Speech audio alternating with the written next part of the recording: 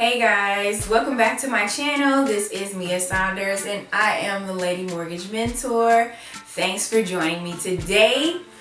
Guys, I got some real good stuff for you today. Ladies, hold on to your lace fronts. Fellas, take your horses to the Old Town Road because you don't want to miss what I got for you.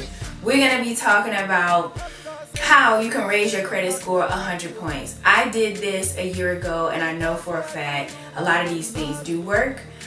So I'm going to give you a couple of tips on what you can do to raise your credit score by at least 100 points.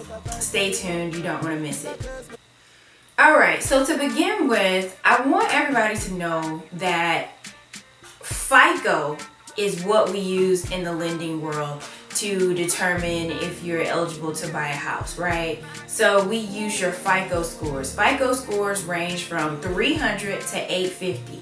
I saw somewhere on the internet the lady had a 962. She's lying. That was a lie. There's no way you can have a 962 credit score. Hands down. Credit scores start from 300 to 850. So anyways, what I wanted to talk to you guys today about is how you can boost your credit score, how you can give it a quick lift.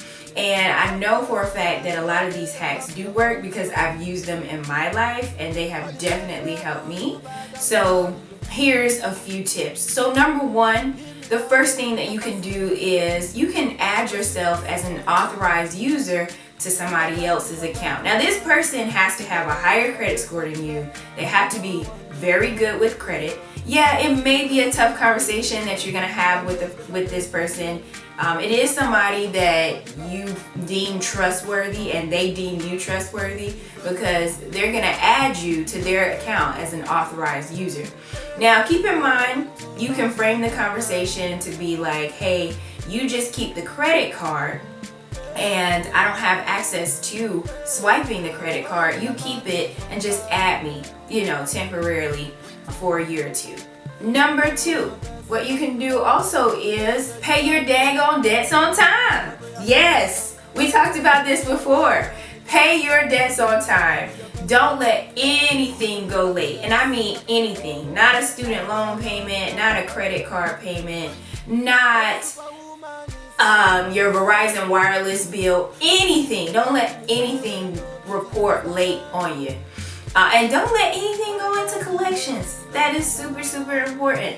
So pay everything on time. Set it for the minimum payment and then just forget it, okay? We're trying to build strength in your credit profile. Paying things on time, I'm not sure if you know this, but it accounts for 35% of your credit score. So if you're late on something, your credit score is gonna be dinged, okay? Because it weighs the most in your credit profile. Number three, keep your credit utilization low. When you keep your balances low, that accounts for 30% of your credit profile. So what I'm trying to say is, if I used this example before, American Express gave you a $1,000 limit. You want to keep your debts below 30% of that limit, okay?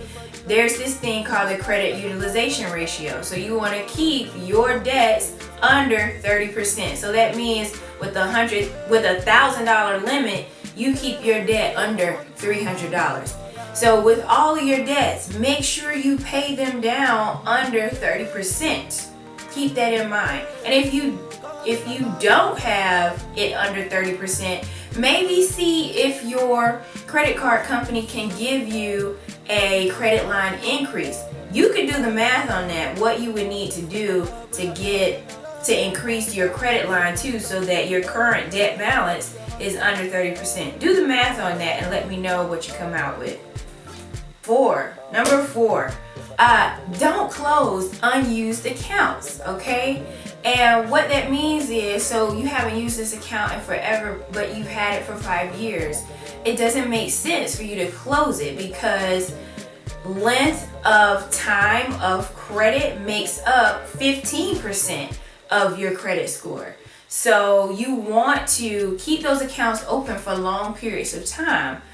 What you can do is actually cut the card up, okay? Some people don't have the discipline to just put the card in the drawer. Cut the card up. Just keep the account open. Don't use it. Or, like I said in a previous video, maybe just put the card in a Ziploc baggie, put some water in it, zip it up, and put it in the freezer, because that makes it harder for you to use the card if you got it in the freezer and you can't use it. It takes hours for that to unthaw. And also, don't open an excessive amount of debts, right, at one time. Don't open up a whole bunch of inquiries at one time. It looks risky, and it does hurt your credit score whenever you're opening up 3 different credit cards all within the span of a month. No, that is terrible. You definitely don't want to do that. And lastly, you want to increase your credit score. Take a look at your collections. If you have anything in collections, sometimes you can negotiate to get the company to settle it for a lesser amount. So you want to do what's called pay to delete. You want to call the company up, tell them, hey, you know what?